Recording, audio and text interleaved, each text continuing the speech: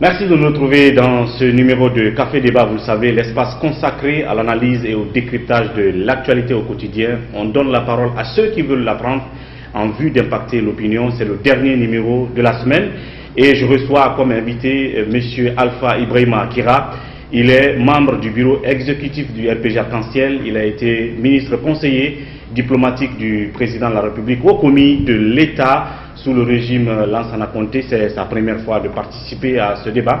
Évidemment, avec lui, on va revenir sur leur rencontre avec le président Alpha Condé dans le cadre de sa consultation, sa série de consultations avec les entités politiques. Vous le savez, le RPG Arc-en-Ciel a été reçu juste après la rencontre Alpha Senoudalé. Eh bien, qu'est-ce qui a été discuté lors de cette rencontre? Quelle sera la position du RPG Arc-en-Ciel au sein du comité de suivi des accords politiques, puisque c'est là où tout va se débattre désormais, et bien d'autres questions liées à l'actualité. Nous en parlerons tout à l'heure, mon invité et moi, dans cette émission. Monsieur le ministre, bienvenue sur ce plateau. Merci. Merci de la disponibilité. Alors, je rappelle que vous êtes membre du bureau politique du RPG Arc-en-Ciel et le principal sujet, c'est votre rencontre avec Alpha Condé. Mais avant, en tant que, on va dire, observateur de la scène politique en dehors de la Guinée, vous avez sans doute suivi l'expérience électorale paisible qui s'est passée à côté de nous, du côté de la Sierra Leone, où un candidat de l'opposition a remporté les élections face au candidat du pouvoir. Pour beaucoup d'observateurs, une expérience qui doit inspirer les autres pays comme la Guinée. Quel est votre regard sur ce qui vient de se passer en Sierra Leone? Bon, ce qui vient de se passer en Sierra Leone et qui a été sanctionné par la victoire d'un nouveau président élu venant de l'opposition est un bel exemple pour l'Afrique. Et ça prouve à suffisance la maturité du peuple sierra-léonais après quelques années de conflits armés. Et nous savons de mémoire que la Guinée a pris une part active dans le retour de la paix et de la stabilité dans ce pays. Et nous avons des relations très très fécondes avec ce pays, frères et amis, et nous souhaitons que cet exemple-là puisse inspirer vraiment le reste de la sous-région, car il prouve à suffisance que tout ce qui s'est passé sur la base des lois sierra-léonaises, du respect strict des règles du jeu démocratique, et ça prouve à suffisance que les arrangements politiques n'aboutissent à rien. Bien. Et c'est d'ailleurs ce qui, à chaque moment, a fait des couacs dans le processus électoral sierra-léonais, mais n'eût été la maturité politique de ces acteurs politiques, eh bien, le pays tendait vers le chaos pour une seconde fois. Bien. Mais heureusement, la sagesse a prévalu et l'autorité de l'État s'est affirmée. Et voilà aujourd'hui qu'on sort avec un processus apaisé, malgré que le candidat de la mouvance du parti au pouvoir sortant a des griefs contre les résultats sortis des urnes. Mais nous appelons quand même toutes ces parties à la sagesse et à considérer l'intérêt supérieur de la Sierra Leone par rapport aux intérêts personnels. Voilà. Bien. Alors donc, on revient en Guinée et avant justement d'entrer de plein pied dans le principal sujet, autre actualité en Guinée, vous êtes juriste et donc vous n'êtes pas forcément, on va dire, profane face à cette question. C'est ce qui se passe par exemple au sein de l'Institution nationale indépendante des droits humains. Vous avez quelqu'un qui vient d'être élu et tout de suite qui est contesté par son adversaire, au-delà de lui certains commissaires de cette institution.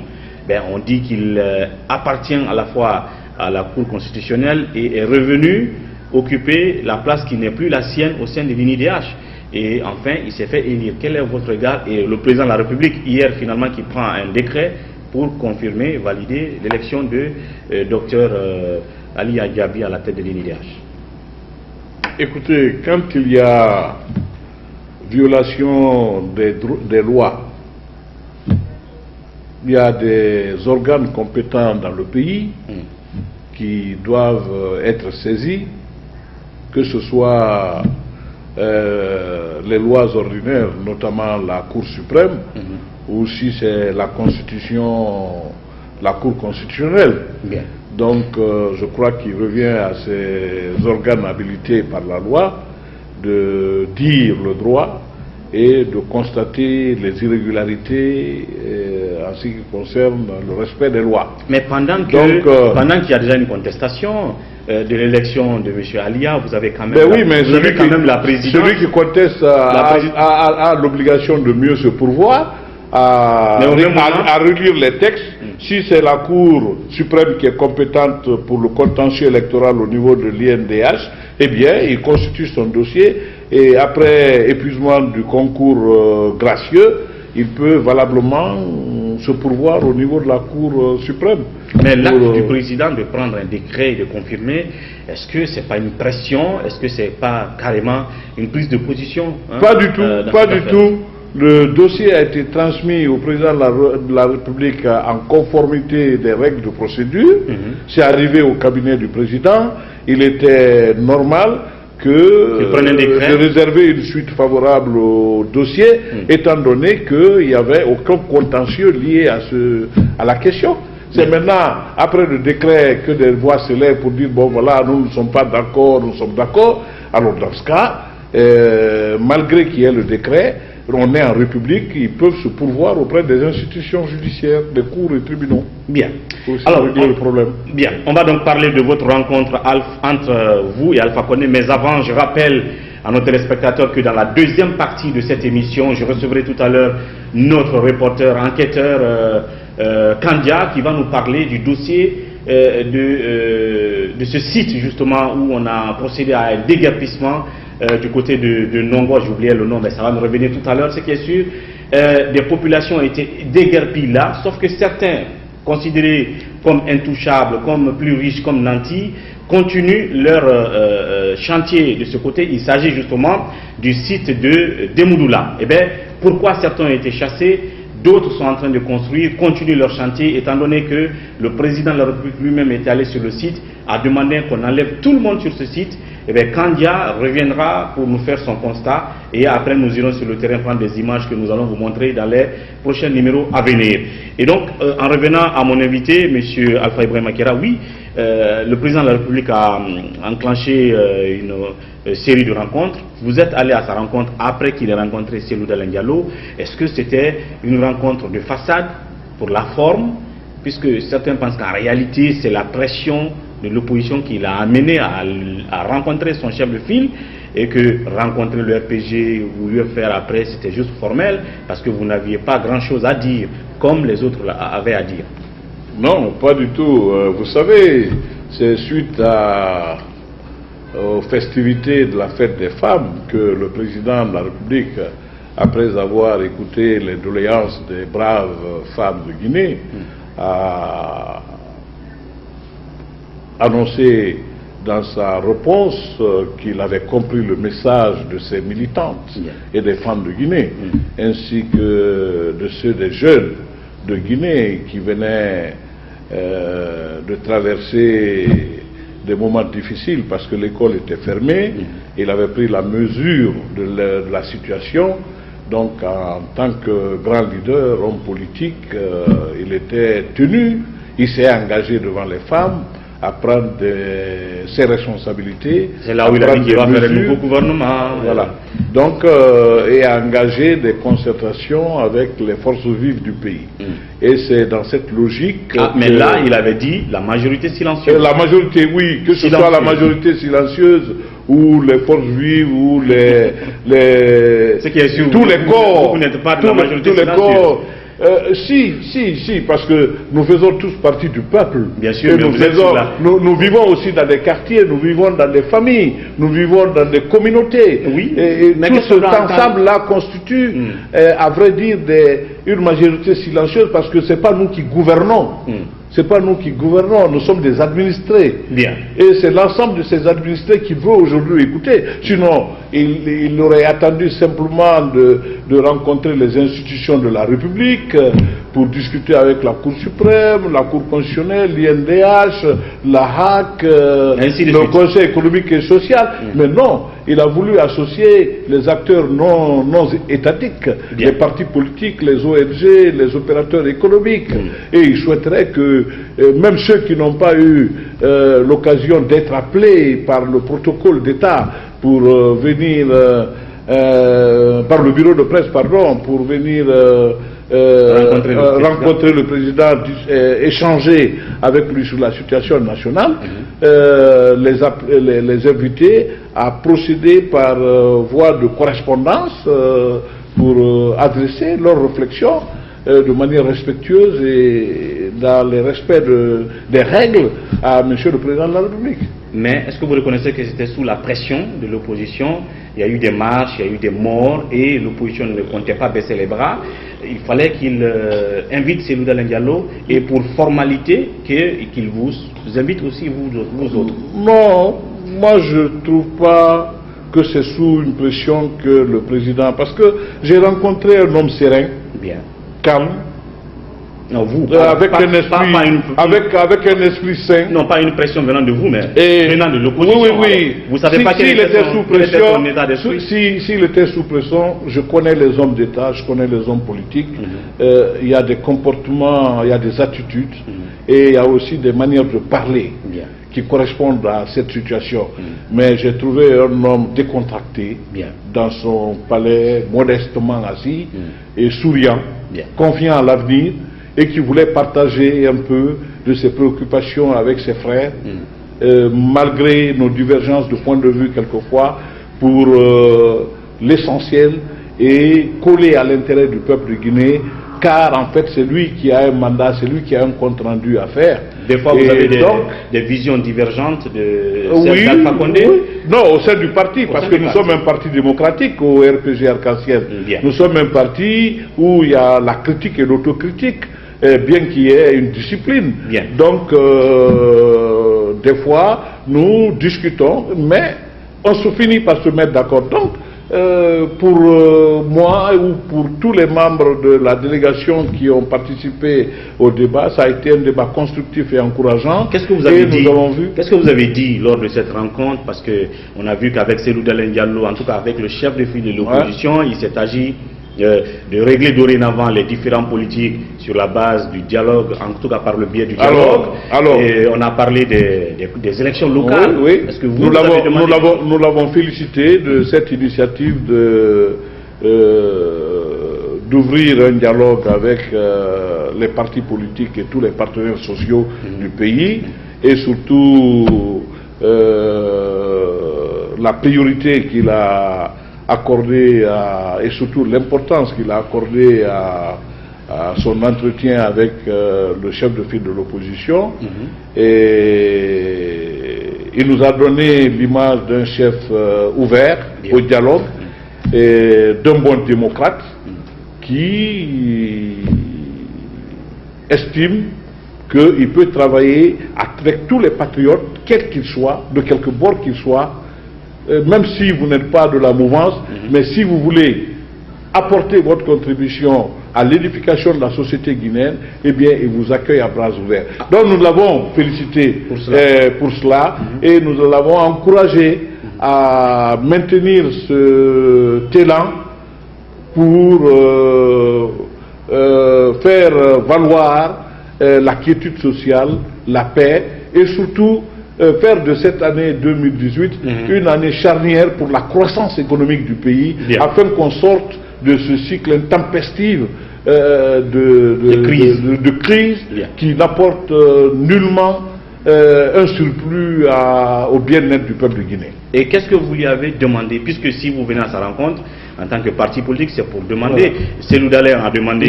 Nous avons dit à M. le Président que au moment après la centralisation des votes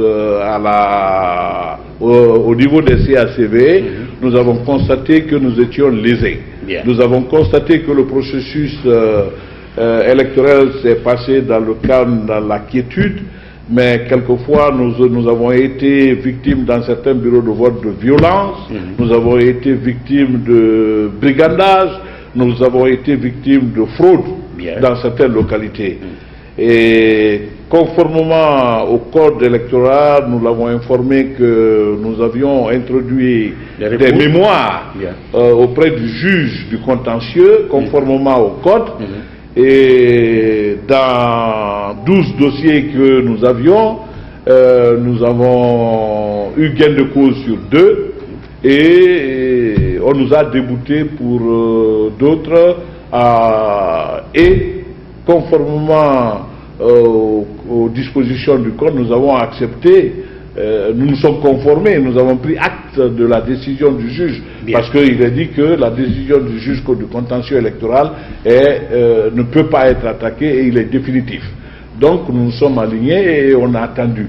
Et on s'attendait vraiment après à la mise en place des exécutifs communaux, où vraiment on est, parce que de toute façon dans ce premier tour, étant la proportionnelle, aucun parti politique ne peut dire que c'est moi qui vais avoir la mairie. C'est que moi, ça dépend possible lors de négociations. Voilà, parce que et puis le vote se fait en bulletin secret. Quelqu'un de ton groupe, si vraiment je parviens à le ramener vers ce que je veux, il peut basculer. Donc vraiment la transhumance est possible. Les risques sont très élevés, donc il faut être prudent, ne pas crier à la victoire sur la base des chiffres. Sur la base des chiffres, ça ne sert à rien. Bien. Voilà. Est-ce que ça veut dire que, puisque le président vous a tous ramené vers le comité de suivi, que vous, en ce qui concerne la possibilité de toucher ces élections de certaines communes, vous serez d'accord, puisque vous allez discuter avec l'opposition au sein du comité de suivi, ou est-ce que vous allez vous y opposer? Parce que si le président dit au comité de suivi de trouver une solution à ce problème, face à vous et face à l'opposition, cette solution, j'imagine qu'elle ne sera pas forcément juridique. Le président de la République ne commande aucune de ces institutions. Toutes les institutions que nous avons mises en place en Guinée sont des institutions indépendantes, souveraines, autonomes, comme vous voulez. Oui, mais parce que le Guinée, le Guinée aime beaucoup l'indépendance et autres. Mais le comité de suivi, c'est un comité consensuel. C'est un cadre de dialogue qui permettra de discuter de manière contradictoire des dossiers qui lui sont soumis. Donc, un bon démocrate, croyant à la vertu du dialogue, il a estimé que ce n'est pas à lui de trancher, ce n'est pas à la justice de trancher non plus, étant donné que la loi dit que le jugement du juge contentieux est définitif. Aujourd'hui, en principe, si tout le monde se comportait en choses républicaines, si on voulait respecter les lois, on n'a même plus besoin de parler de ces résultats. Mais maintenant, aujourd'hui, malheureusement, certains de nos compatriotes en font de la surenchère. C'est-à-dire les opposants? Non, certains de nos compatriotes. Maintenant, si on ramène le débat au niveau de la CENI, il ne faut pas oublier que ce soit la mouvance, l'opposition ou la société civile ou les commerçants ou même les taximans, tous les Guinéens exigent aujourd'hui de l'État l'application des lois. Donc si on est d'accord sur ce principe qu'il faut appliquer les lois, la loi est dure, mais c'est elle la loi. Il faut que quand cette loi-là s'applique, même si c'est contre votre intérêt personnel, que vous acceptez que cette loi s'applique. C'est ce discours que alors cela étant, la mouvance estime que tout le dialogue au niveau, toutes les discussions au niveau du comité de suivi sur cette question électorale devraient se fonder sur le code électoral et son dispositif. Ce qui veut dire que ça va chauffer au sein du comité de suivi. On ne sait pas, il y a un code.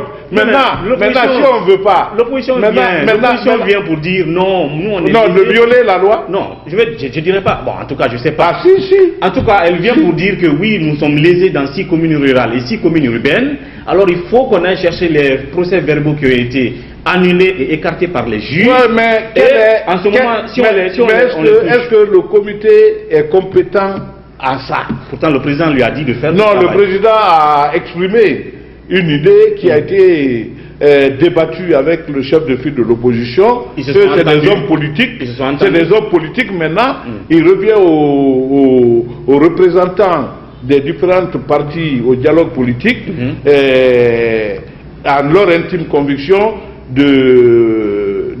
d'abord de poser une question préjudicielle. Est-ce qu'on est compétent en la matière? Bien. C'est une question préjudicielle à laquelle il faut répondre. D'abord, c'est pour cela que j'ai dit à l'ouverture des travaux. Oui, aujourd'hui, nous sommes une république, nous sommes tous pour l'application de la loi, mais le dossier qui nous est transmis, est-ce que nous pouvons le résoudre? Est-ce que ce dossier qui a été transmis mérite une contestation aujourd'hui? Est-ce que ce dossier-là mérite une solution politique? Bien. Alors, si nous voulons être dans une société traditionnaliste, eh bien, on va revoir la constitution guinéenne pour dire que la Guinée est maintenant une famille multi-ethnique. Ce n'est plus une république. Alors, dans ce cas, on va trouver toujours des règles de convenance sociale. Ça veut dire pour essayer de trouver. J'entrevois encore un cadre de dialogue, un comité de suivi. Moi, je dis mon point de vue là-dessus. D'accord. Mais laissez-moi vous dire que sincèrement, il ne faut pas qu'on se trompe. Si nous voulons que les lois soient appliquées. Alors, en tout cas, vous, faisons en sorte.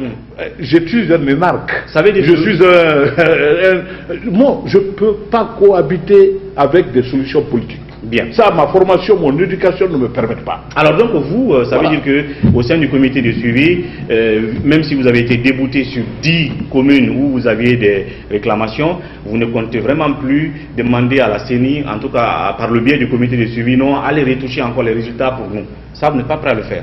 Nous avons nos 12 dossiers que nous avons transmis à l'époque au juge. Nous avons transmis copie à la CENI pour les archives et l'en informer.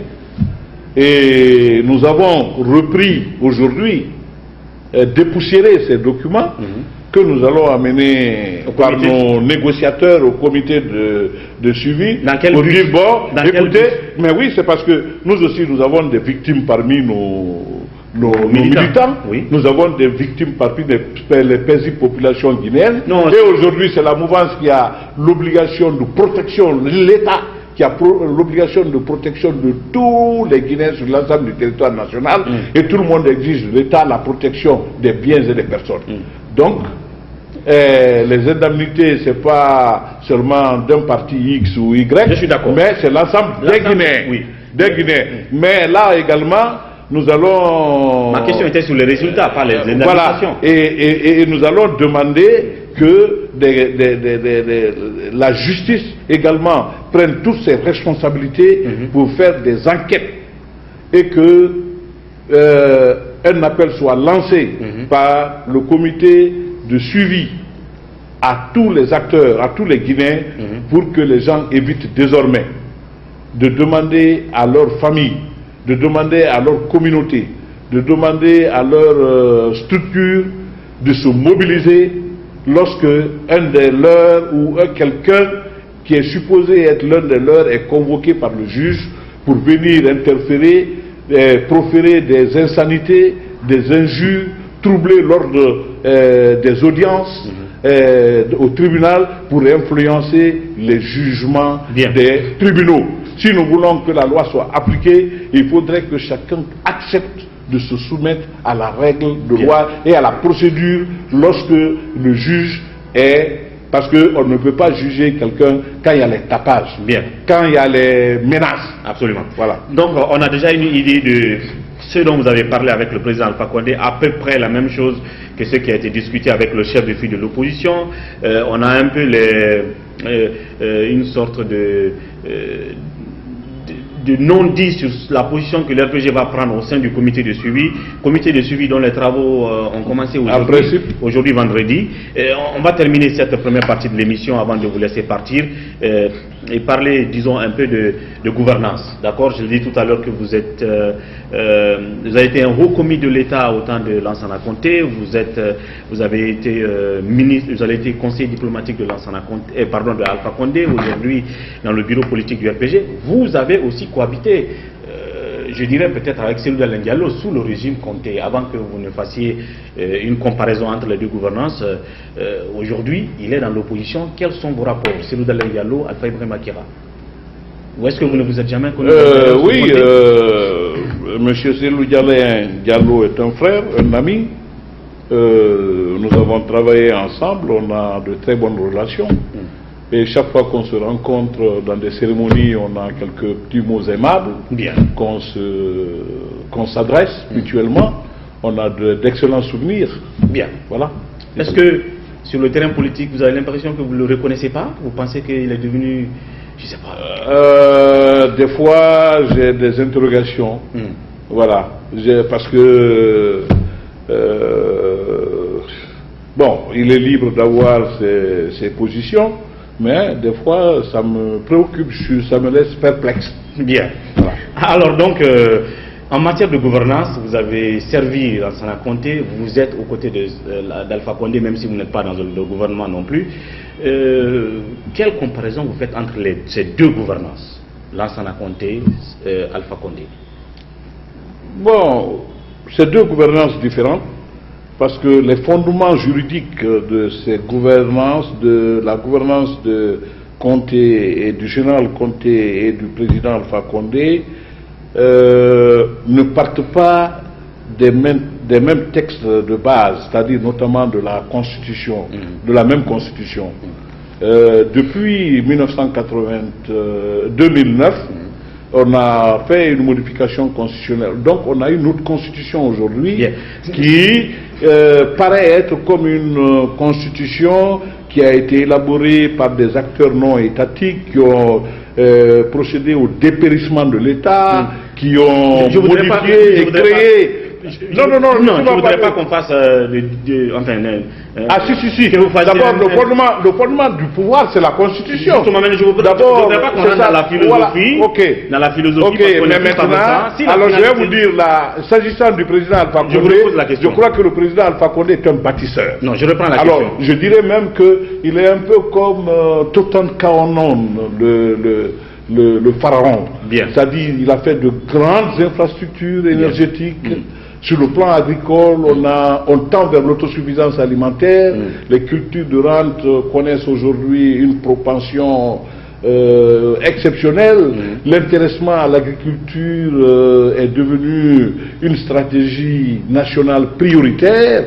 Et si la finalité de la concertation est aussi une réalité, étant donné l'exemple que nous avons aujourd'hui. Le palais Sékou Touré n'est plus le palais du président, mais c'est le palais de tout le monde, du chef de file de l'opposition, de la mouvance, où tout le monde vient dire ce qu'il veut librement, discuter avec le père de la nation. Ça, c'est très important. Alors, de ce point de vue, si la finalité de toute gouvernance est le bien-être des populations, la création de richesses, le partage équitable des richesses, la réalité que la justice est pour tous, est-ce que Conté a mieux servi les citoyens qu'Alpha Condé, ou plutôt qu'Alpha Condé a mieux servi les citoyens que Conté? En un seul mot. Conté n'est plus là, mais il a fait ce qu'il a pu faire grâce à son leadership. Et là, il faut lui reconnaître ce mérite. C'était un grand homme, un grand officier, et c'est un monsieur qui aime viscéralement la Guinée. Aujourd'hui, il n'est plus là, rendons-lui ses honneurs. Et le président Alpha Condé est en train de faire du beau travail. Il est en train de trouver des solutions aux difficultés qui s'opposent à la jeunesse. Nous voyons les chantiers énergétiques et la mise en place, le déroulement d'une politique minière de croissance qui va créer des milliers d'emplois pour la jeunesse. Mais très discutable. Nous voyons également... Une politique minière très discutable. Discutable. Évidemment, tout est discutable parce qu'il n'y a pas d'œuvre humaine parfaite. Non, mais j'ai dit très discutable. Il faut remodeler au fur et à mesure et on fera des corrections, on fera des recentrages. Mais qui est mieux, il faut oser... Qui est mieux? Enfin, qui est bon? Non, il faut... le qualificatif. Non, parce que c'est difficile. Vous ne trouvez pas le qualificatif? Le qualificatif, je dirais que le président Alpha Condé est très bien. Très bien. Voilà. Bien. Et Lansana Conté a été bien. Lansana Conté a été un homme qui croyait à la Guinée et qui croyait également à l'homme, bien qu'il a été trahi par beaucoup de hauts cadres guinéens, et il n'a pas manqué, quand il a su que ces gens-là n'étaient pas honnêtes, de les renvoyer là où il les a pris. Et on sait qu'il a renvoyé pas mal de personnes qui se disent aujourd'hui qu'ils étaient vraiment des bras droits ou ceci, cela. Quand le général Lansana Conté mourait, ils étaient dans les quartiers assis là-bas et tous racontaient des histoires sur le général Lansana Conté. Donc aujourd'hui, je crois que nous devons accompagner le président de la République parce qu'il a un grand dessein pour la Guinée, et je crois que s'il a les hommes loyaux, sincères, qui lui remontent la vérité, qui lui disent la vérité, il pourra faire de la Guinée un pays émergent. Donc le problème d'Alpha Condé, c'est les hommes. C'est sûr, autour de lui. Je suis convaincu, parce que c'est un monsieur, un chef d'État avec lequel j'ai travaillé et j'ai discuté, et j'ai vu à lui qu'il comprenait les choses et qu'il était accessible au débat. Mais pourquoi il n'arrive pas à faire les bons choix? Mais non, c'est parce qu'il y a trop d'interférences. Les Guinéens ne laissent pas le chef de l'État choisir librement ses hommes. Il y a des pressions. Tout le monde sait faire. Les marabouts savent faire, les coordinations savent faire, les familles savent faire, les militants savent faire, l'opposition. Donc il n'est pas libre dans le choix de ses collaborateurs. Mais il ne peut pas, il peut pas. Bien. Il peut pas, et c'est comme lorsqu'il faut faire des sanctions. Dès qu'aujourd'hui vous avez vu le jeune qui a été convoqué par le juge, après avoir calomnié le chef de l'État, tout le monde a vu, personne n'a parlé. Maintenant, arrivé au tribunal, tu vois des gens qui vont dans les radios pour demander l'indulgence du président de la République. Et on ne veut pas qu'on applique la loi à ce cas de figure de violation flagrante et délibérée de la loi. Alors pour qu'on applique la loi en Guinée, il faut que tout le monde accepte de refuser de faire des interventions quand les gens sont convoqués par les juges, et de laisser aux juges la liberté de trancher en toute conviction. Sinon, on finira par faire venir des Chinois ou des Indiens dans nos tribunaux pour venir juger des Guinéens. Et pour terminer, en 30 secondes, cette première partie, vous avez été au cœur d'un débat houleux un moment sur la fameuse question de troisième mandat. Alpha Ibrahima Kera, juriste, homme de droit, au commis de l'État, qui dit que personne ne peut empêcher la mouvance, ou je ne sais pas, Alpha Condé, de retoucher la loi si il le souhaitait. Ça, en son point, par exemple, limitation de mandat. Vous l'avez dit, vous le maintenez, vous avez des raisons juridiques de dire que oui, c'est normal. Moi, je ne dis pas que personne ne peut empêcher le président de la République à retoucher la limitation de mandat. Non, je ne veux pas parler je ne veux pas toucher à l'intangibilité dans la Constitution, non. Bien. La Constitution que nous avons, il y a des intangibilités matérielles et des intangibilités temporelles. D'accord? Mais la loi donne aussi, concurremment au président de la République, la possibilité, la Constitution donne le pouvoir de légiférer concurremment au président de la République et aux députés de l'Assemblée nationale. Alors, si les députés de l'Assemblée nationale estiment qu'ils peuvent nous proposer une nouvelle constitution, on peut poser le débat. Ils peuvent le faire. Si le président de la République estime qu'aujourd'hui notre constitution a suffisamment fait ses preuves, et qu'il y a des besoins, des nécessités impérieuses avec des raisons qu'il évoquera le moment venu. Et sur le point de mandat. Non, écoutez, non. Il dit que je veux faire une révision constitutionnelle parce que ces raisons-là aujourd'hui ne sont plus évidentes. Et d'ailleurs, aucune loi n'est parfaite et personne ne lui retirera ce droit. Bien. Et donc, il arrivera qu'il nous sorte un document. La Guinée n'est pas sa première constitution. Il a fallu que les deux officiers aillent à la RTG ici pour dire une nuit de décembre 2009 que la Constitution est suspendue, qui a parlé? Quel est le démocrate guinéen qui a parlé? Qui a parlé? Alors que c'était une très bonne Constitution, la Constitution qui a été modifiée, et personne n'a parlé. En 84, ils ont changé la Constitution ici par les mêmes prononciamentos à la RTJ. Qui a parlé? Personne n'a parlé. On s'est mis à insulter les présidents et à raconter des balivernes sur eux. Et personne n'a dit, jusqu'à présent, personne n'a le courage de dire. Et quand tu dis la vérité, on t'insulte. Bien. Alors, donc, qu'un chef d'État veuille user de son pouvoir constitutionnel pour dire que je vais faire des amendements, mais aujourd'hui on est en train d'amender beaucoup de lois. Pourquoi on ne parle pas? Pourquoi on ne parle pas? Si l'amendement touche l'amendement peut toucher l'intégralité de la Constitution. C'est une révision constitutionnelle. Quand on dit révision constitutionnelle, on te sort une nouvelle constitution.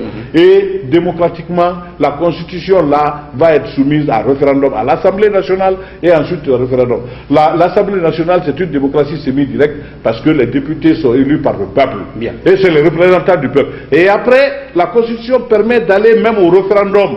Le président étant un démocrate, il va certainement dire allons-y à référendum. Maintenant, ceux qui sont contre cette nouvelle constitution sont libres, sont dans leur droit de sillonner toute la Guinée et de défendre le maintien de l'ancienne constitution. Si le peuple vote dans les urnes, il donne le oui, la majorité du oui au projet contre le statu quo, eh bien, la majorité étant ça, et c'est le summum de la démocratie, on est obligé d'accepter. Mais il ne faut pas dire qu'il n'a pas le droit, il n'a pas le droit. Et je vais vous dire une chose, les gens qui le disent simplement parce que c'est M. Alpha Condé qui est président aujourd'hui. Si c'était un autre, il ne l'aurait pas dit. Soyons objectifs, soyons clairs et soyons nets. La loi est générale et impersonnelle. Qui que ce soit, si tu es président de la République, c'est ton droit discrétionnaire de proposer un amendement constitutionnel. Voilà, c'est ça ma position. Mais en attendant 2020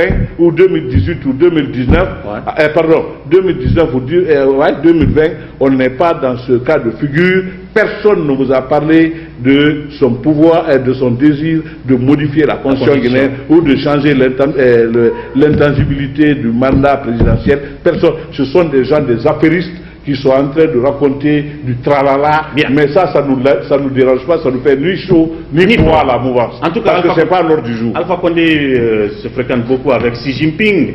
Ils sont visiblement amis. Ils viennent de toucher à leur constitution. Il est à vie président. Est-ce qu'il ne serait pas inspiré de séjour par lui? Je ne sais pas, c'est juste une curiosité.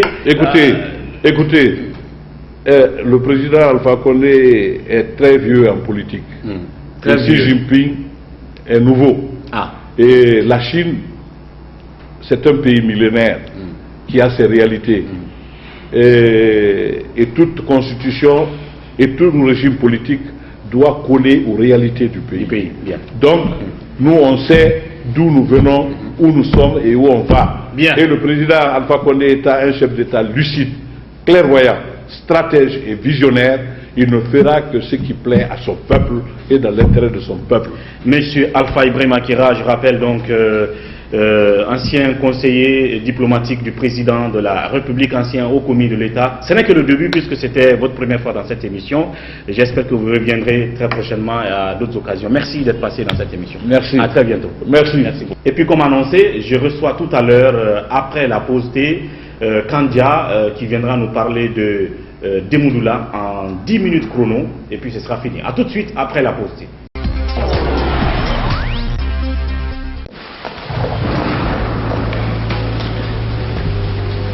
Il existe des choses qui nous donnent la force et l'audace d'aller au-delà de notre imagination. Le thé Akbar. Le thé Akbar est fabriqué en utilisant uniquement les feuilles soigneusement sélectionnées en provenance de Ceylon. La qualité du thé Akbar a été évaluée selon les normes les plus strictes par des experts en dégustation qui se sont appuyés sur près d'un siècle d'expertise dans ce domaine. Premier producteur de thé, vous pouvez faire confiance à la famille Akbar pour vous garantir votre santé. Seule la meilleure tasse de thé peut vous procurer de la fraîcheur.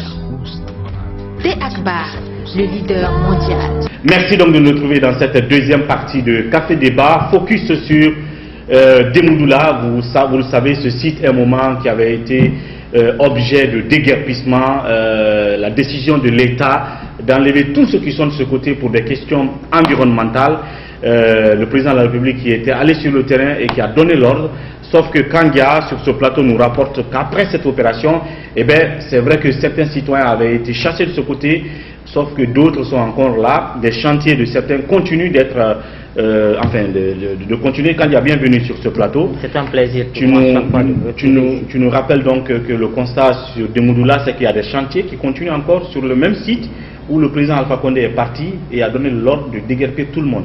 Effectivement, je le confirme, j'étais là-bas avant-hier et sur le site de Demoudoula. Il est à rappeler que l'année dernière, c'était en saison hivernale, lorsqu'on a constaté que des personnes se sont permis de construire des maisons jusque dans le lit du fleuve Demoudoula.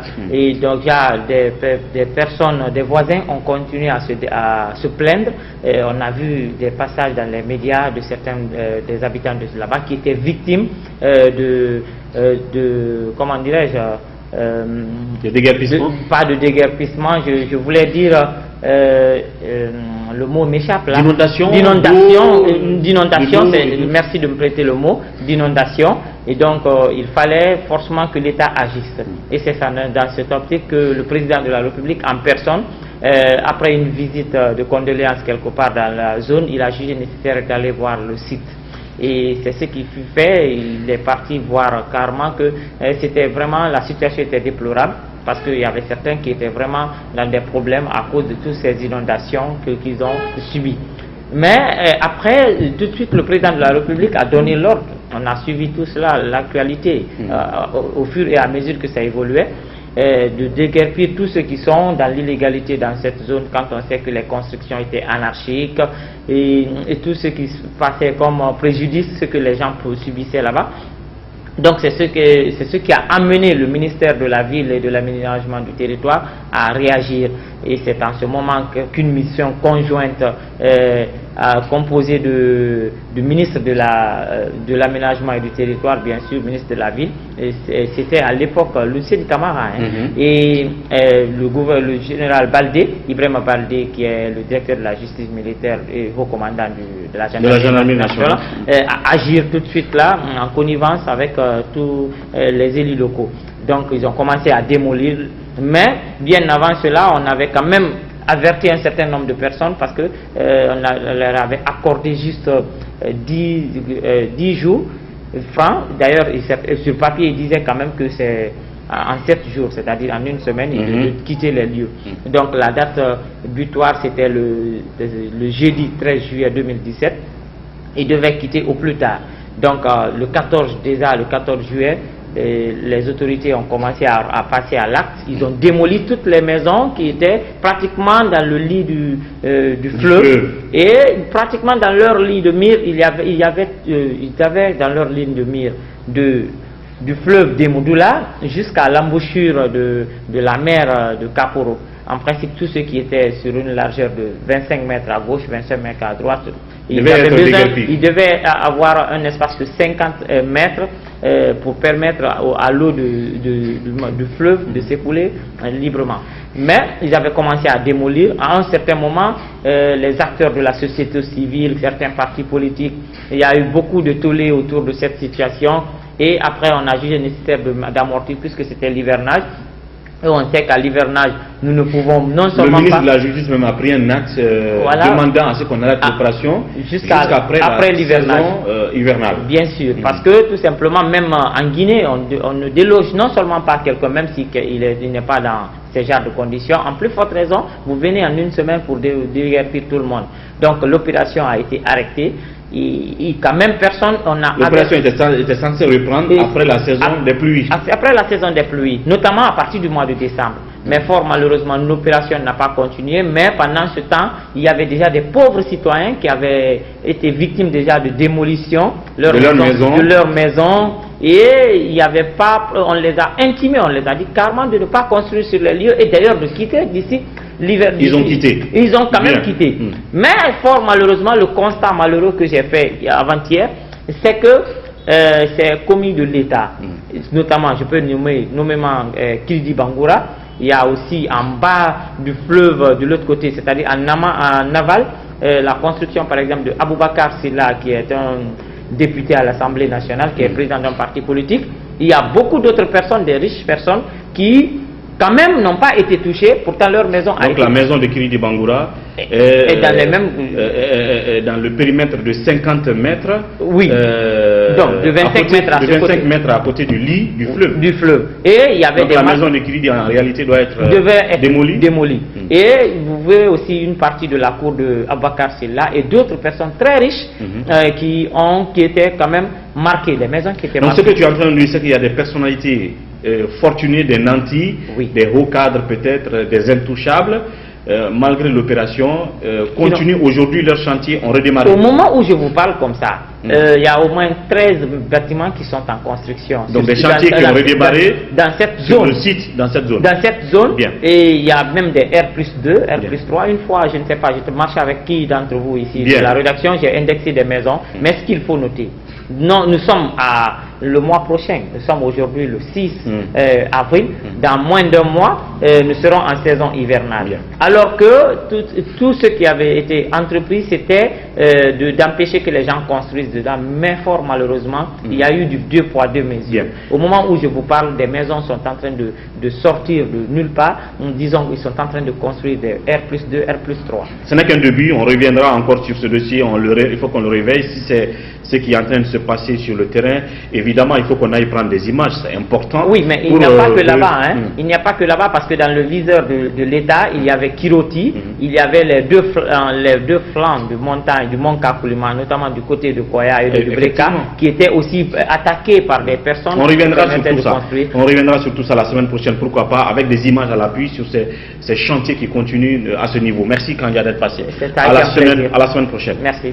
Voilà, mesdames et messieurs, c'était tout pour ce numéro de Café Débat, le dernier de la semaine d'ailleurs. Ce fut un plaisir pour moi d'avoir repris cette semaine après quelques semaines d'absence évidemment, et ce fut un plaisir de vous avoir servi. On se retrouve lundi pour un autre numéro de Café Débat. D'ici là, passez un bon bout de temps en compagnie de notre programme en ce week-end, j'allais dire. Prenez soin de vous et au revoir.